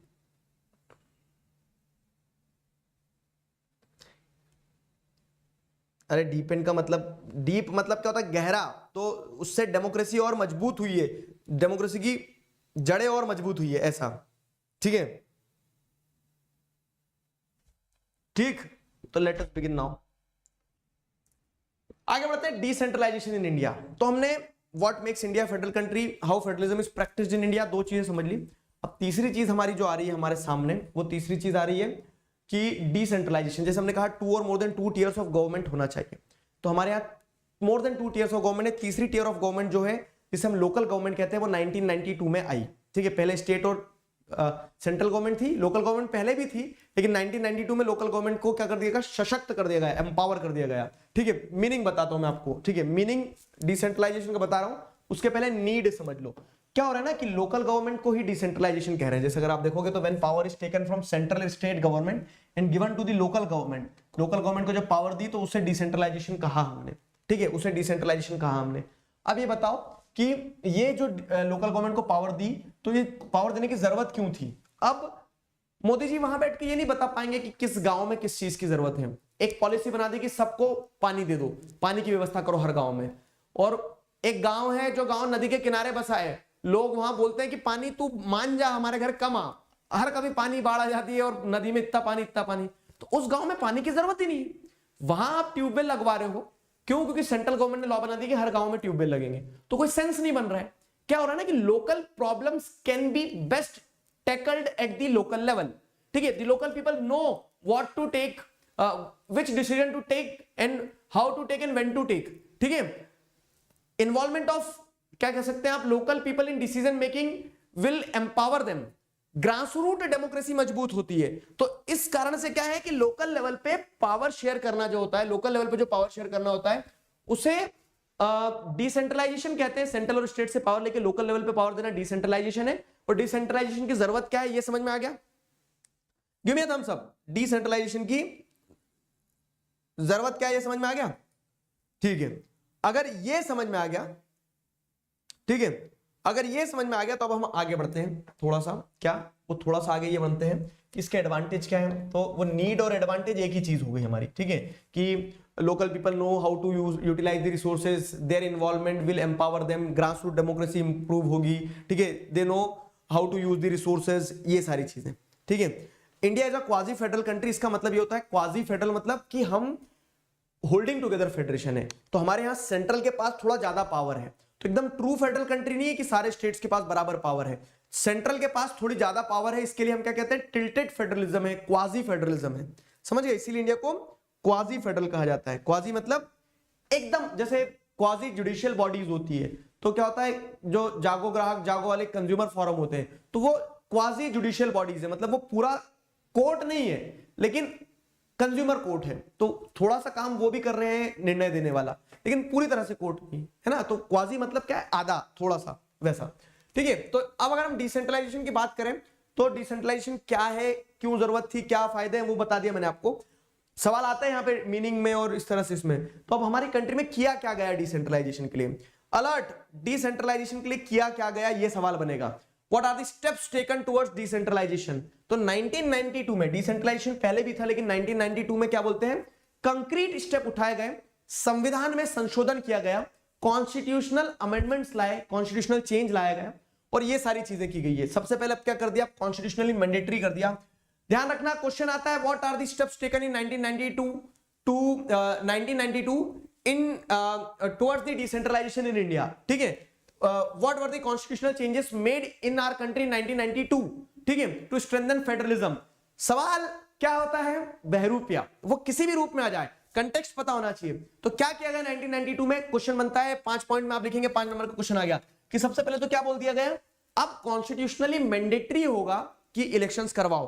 पहले क्या होता है, इलेक्शन हो गया 15 साल तक इलेक्शन ही नहीं हो रहे, वो एक ही सरपंच 15 साल तक घूम रहा है, उसमें सोच लिया क्या कि मैं सरपंच नहीं हूं, मैं इस गांव का राजा हूं। क्यों? क्योंकि अब इलेक्शन अगले होना नहीं, तब तक मैं ही सरपंच रहूंगा, बस अजर अमर सरपंच होवे, उस टाइप की कहानी हो जाती थी। तो अब ये मैंडेटरी करवा दिया कि कॉन्स्टिट्यूशनली मैंडेटरी हो गया कि एक रेगुलर इंटरवल पे आपको क्या करवाना होगा, रेगुलर इंटरवल पे आपको क्या करवाते रहना पड़ेगा, इलेक्शंस करवाते रहना पड़ेगा। दूसरा पॉइंट क्या है, seats were reserved for ST, SC and OBC, schedule caste, schedule tribe और अदर बैकवर्ड कैटेगरीज के लिए, अदर बैकवर्ड क्लासेस के लिए सीट्स रिजर्व कर दी, ठीक है, कि लोकल लेवल पे भी सीट्स रिजर्व होगी। अब तीसरी चीज, at least 1/3 of all positions are reserved for women. 1/3 seats जो है वो वुमेन के लिए रिजर्व की गई, ठीक है, 1/3 सीट्स जो है वो वुमेन के लिए रिजर्व की गई। और यही वुमेन रिजर्वेशन वाला जो अभी मैंने आपको एक एग्जांपल दिया था कि सिर्फ लोकल लेवल पे 1/3 सीट्स वुमेन के लिए रिजर्व थी। अब क्या बोला जा रहा है, अब ये बोला जा रहा है कि वो स्टेट लेवल और नेशनल लेवल पे भी होना चाहिए। और उसी के लिए वो जो बिल इंट्रोड्यूस किया था पार्लियामेंट में, जो कि अब लॉ बनने वाला है, लोकसभा राज्यसभा से पास हो गया, नारी शक्ति वंदन अधिनियम बिल, ठीक है, अधिनियम। तो वो जो है वो क्या है, स्टेट और सेंट्रल लेवल के लिए है। वैसा पहले ही 73rd 74th कॉन्स्टिट्यूशनल अमेंडमेंट के थ्रू जब लोकल गवर्नमेंट को एम्पावर किया जा रहा था, तो ये अमेंडमेंट्स लाए थे कॉन्स्टिट्यूशन में कि अब कॉन्स्टिट्यूशनली मैंडेटरी होगा, schedule caste, schedule tribe, OBC के लिए सीट्स रिजर्व कर दी गई है, विमेन के लिए 1/3 सीट्स रिजर्व कर दी जाएगी।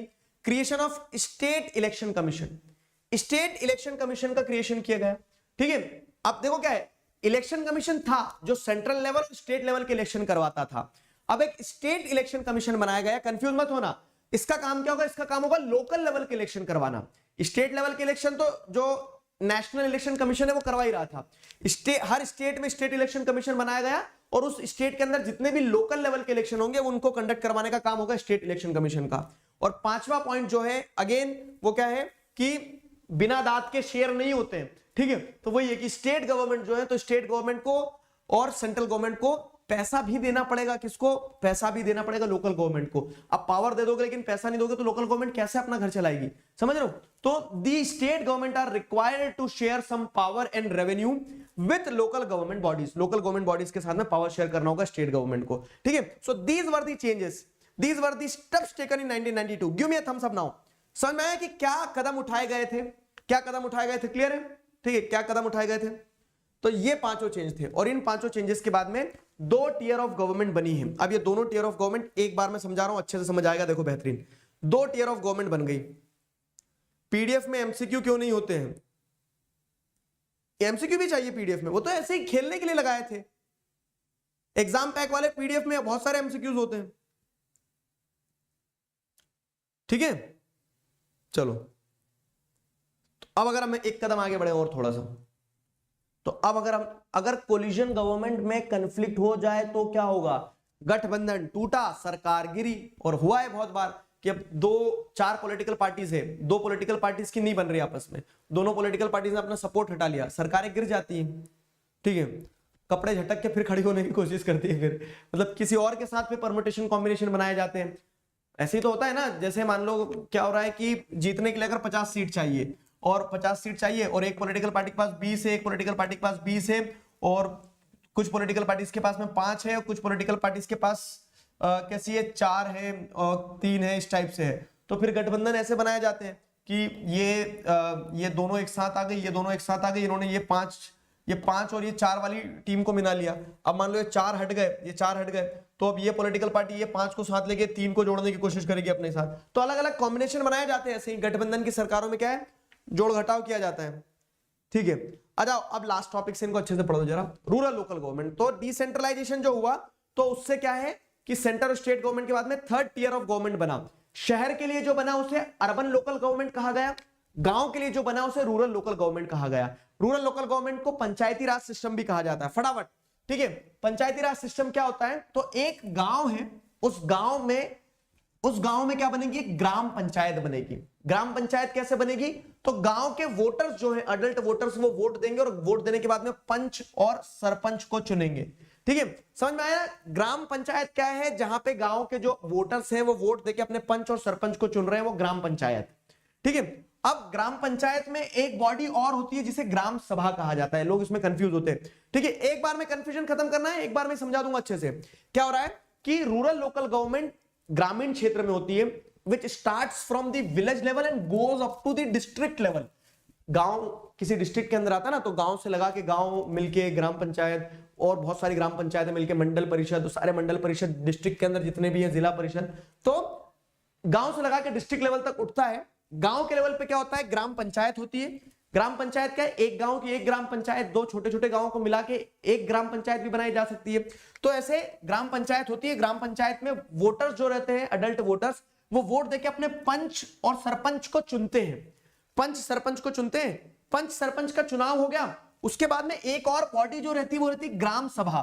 तो जितने वोटर्स है ना, सारे वोटर्स को एक साथ अगर मिला दिया जाए तो सारे वोटर्स की बॉडी को क्या कहा जाता है? ग्राम सभा कहा जाता है। समझ में आ गया? The body of all the adult voters, ऐसी वाली बॉडी नहीं, ठीक है। तो यहां आप क्या देख रहे हो? The body of all the adult voters, मतलब सारे adult voters, when they come together they form gram sabha. और ग्राम सभा क्यों बनाई जाती है? कि ग्राम सभा की मीटिंग होती है। जैसे आप ऐसे समझ लो, प्राइम मिनिस्टर बन गए। प्राइम मिनिस्टर जो है, तो प्राइम मिनिस्टर को बनाने में इंपॉर्टेंट रोल उनकी पार्टी की मेंबर ऑफ पार्लियामेंट्स का है, जितने भी एमपीज हैं। तो सारे एमपीज एक साथ मिलकर क्या बनते हैं? लेजिस्लेचर का पार्ट बनते हैं। तो वैसे आपको समझना है कि यहां पे क्या है, यहां पे डायरेक्ट सारे वोटर्स ने चूज कर लिया किसको? पंच सरपंच को। और सारे वोटर्स कभी कभी, जैसे साल में एटलीस्ट 2 बार मीटिंग होना चाहिए ग्राम सभा की, तो ग्राम सभा की मीटिंग होती है, तो उसमें पूछते हैं गांव के लोग, सारे वोटर, कि हमने तुम्हें चुना है, तुमने क्या करा है? हमने तुम्हें चुना, कहीं तुमने हमें चूना तो नहीं लगा दिया? तो पूछते हैं कि क्या डिसीजन ले रहे हो, क्या नहीं ले रहे हो। तो ग्राम सभा की ऐसी मीटिंग होती है जिसमें सारे अडल्ट वोटर्स जो होते हैं वो मेंबर होते हैं ग्राम सभा के। समझ गए? सारे अडल्ट वोटर जो होते हैं ग्राम सभा के मेंबर्स होते हैं। ग्राम सभा कौन से लेवल पे? तो ग्राम पंचायत के लेवल पे ही होती है। समझ में आ गया? उसका कोई लेवल नहीं है, वो तो सारे वोटर्स की बॉडी को आप क्या कहते हैं? सारे वोटर्स की बॉडी को आप ग्राम सभा कहते हैं। और ग्राम सभा के लोग मिलके क्या करते हैं? पंच और सरपंच को चूज करते हैं। और उससे ग्राम पंचायत बनती है। अब आ जाओ सेकंड लेवल पे।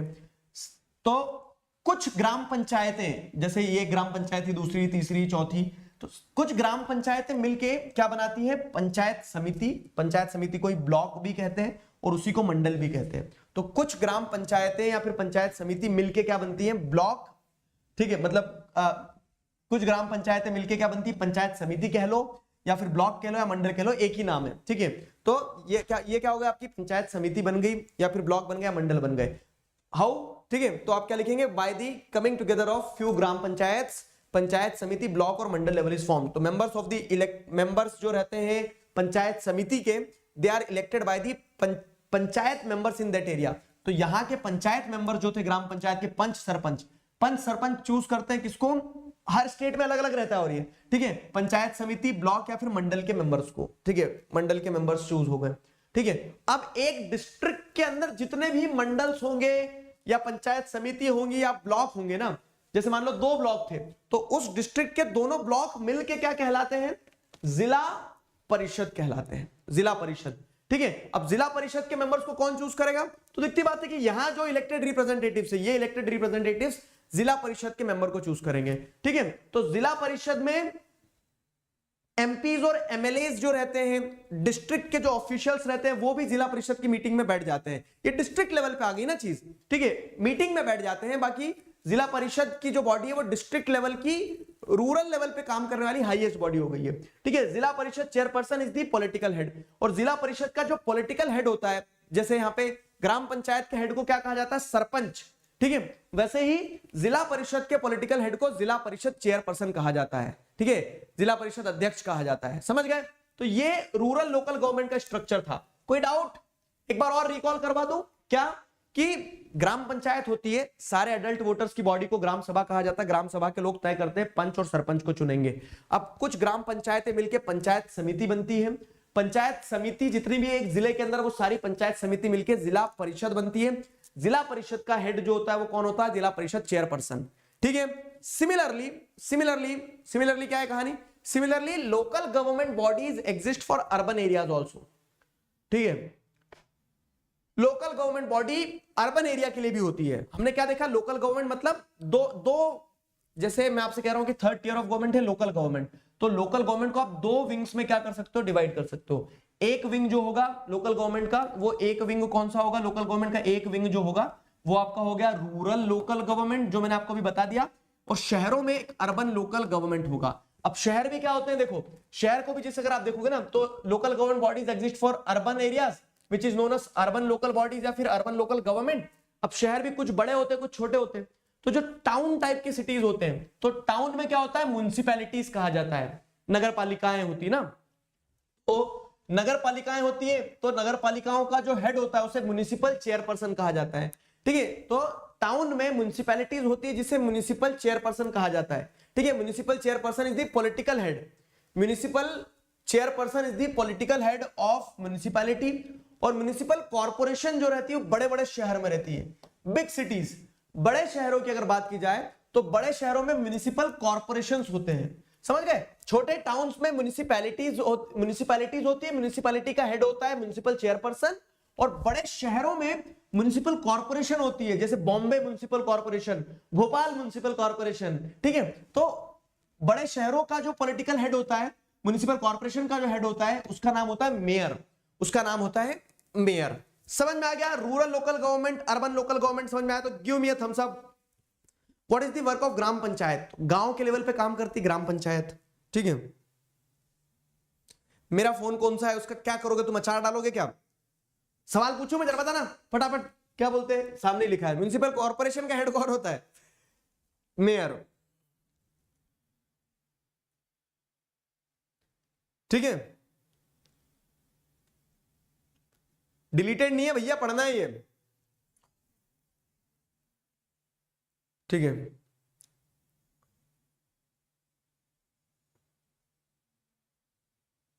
Y Hindi is our second language in KVS. तो आप देखो, अगर आप कहां रह रहे हो, किस स्टेट में रह रहे हो, उस पर डिपेंड करता है। बहुत सारे स्टेट्स में सेकेंड लैंग्वेज वहां की रीजनल लैंग्वेज रहती है।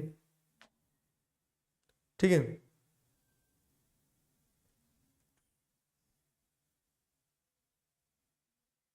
ठीक है, ओके बढ़िया।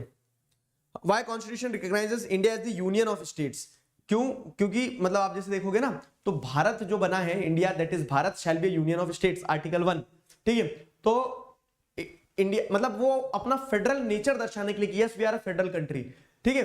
तो coming up of the state से नहीं बना इंडिया, लेकिन we are a federal country, therefore we are a union of states, ठीक है। हम सेंट्रल पावर नहीं है पूरी, हमारे पास स्टेट्स हैं, वो दर्शाने के लिए यस की we are a federal country, ठीक है। अब अगर हम जैसे देखें तो लास्ट टॉपिक जो है कि लोकल सेल्फ गवर्नमेंट जो होती है ना, तो एक बहुत बड़ी अचीवमेंट है हमारे यहाँ।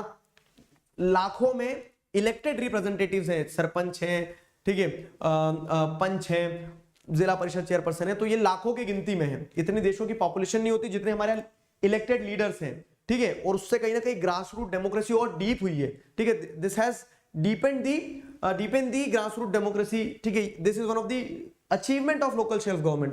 लेकिन at the same time challenges भी हैं, जैसे देयर आर नाउ मतलब अचीवमेंट यही बताया कि 36 lakh elected representative in the panchayat and municipalities all over the country. Constitutional status जो मिला लोकल गवर्नमेंट को, उससे डेमोक्रेसी और डीपेन हुई है, ठीक है, और ज्यादा मजबूत हुई है, गहरी हुई है। लेकिन आप जैसे देखोगे कि एक ये फायदा भी है कि इससे विमेन्स का रिप्रेजेंटेशन भी बढ़ा है। क्या विमेन का रिप्रेजेंटेशन बढ़ा है? तो विमेन के रिप्रेजेंटेशन में आपको समझ में आता है कि 1/3 सीट्स विमेन के लिए रिजर्व्ड है। तो दीज आर दी एडवांटेजेस या फिर achievement of local self government. लेकिन at the same time challenges भी हैं, और वो चैलेंजेस क्या है? चैलेंजेस ये है कि वो ग्राम सभा की मीटिंग नहीं होती बराबर। विमेन को रिप्रेजेंटेटिव तो बना दिया आपने, लेकिन विमेन के जैसे आपने वो पंचायत वेब सीरीज देखी है, प्रधान जो थे, तो सरपंच पति का कंसेप्ट चल रहा है कि सरपंच उनकी बीवी है, लेकिन निर्णय सारे हस्बैंड ले रहे हैं। तो वो भी क्या है, वो भी एक चैलेंज है कि अभी माइंडसेट नहीं लोगों का ऐसा हुआ कि विमेन के हाथ में स्टीयरिंग दे दें वो, ठीक है। तो क्या हो रहा है, gram sabha are not held regularly, significant power और रिसोर्सेज ट्रांसफर नहीं हुए अभी स्टेट गवर्नमेंट के द्वारा लोकल गवर्नमेंट को, ठीक है। So there is a long way to go, but looking on the positive and the optimistic side, local self government के बड़े अचीवमेंट्स हैं, ठीक है। So this was the whole chapter, ठीक है। I hope you people enjoyed it. मजा आया? थोड़ा लंबा हो गया चैप्टर है ना, शायद मैंने बहुत ज्यादा डिटेल में समझा दिया, तो ये चैप्टर एक तरह से डिटेल में ही कंप्लीट हो गया, ठीक है। Corruption play a role in federalism, मतलब ऐसे डायरेक्टली आप नहीं लिख सकते हो।